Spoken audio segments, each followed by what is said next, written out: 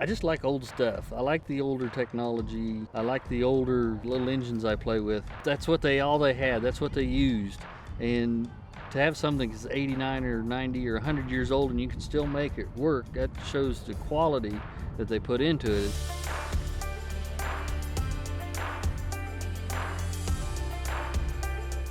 The original interview that you saw, that was in 2017, which since then, yes, we have actually said that we were done and quit in 2019. Our membership for the club at that time had dwindled down. There was only like 5 of us that were doing all the work to put the show on and take care of the grounds and buildings year round. When the Thresher Show announced that they were going to dissolve, we began talking to them because they had the property down here, and if they were dissolving, they were going to lose that.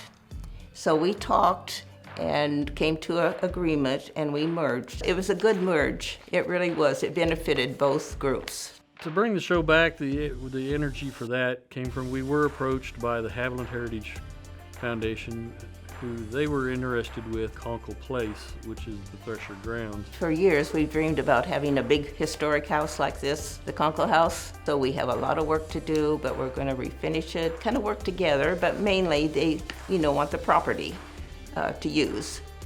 And we really don't want to go out and work on the yard. Their members were actually willing to help with the Thresher Show and with stuff on the grounds, which kind of revitalized the few that were left with the Thresher Show, that we were going to become part of a bigger group. Our plans of right now is to continue to keep it annual.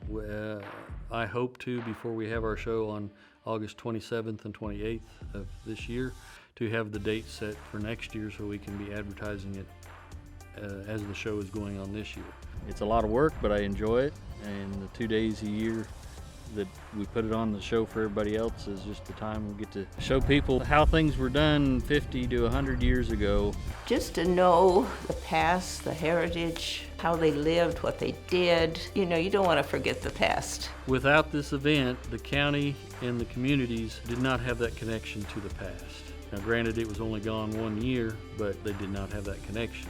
As long as I've been involved, I've been trying to do anything I can to bring about unity in the county, so we're not having any division of, well, that's a Haviland thing, or that's a Mullinville thing, or they try to say Kiowa County. It's Kiowa County. The property is beautiful, restful, and we want a good place for our community, Haviland and the county, to come and enjoy it. Even if you just come once and look around and see how things were and how, we've got nice air-conditioned, comfort, satellite-driven combines and tractors now, but back then it was iron seats and under the sun and eating the dirt, and that's just the way it was.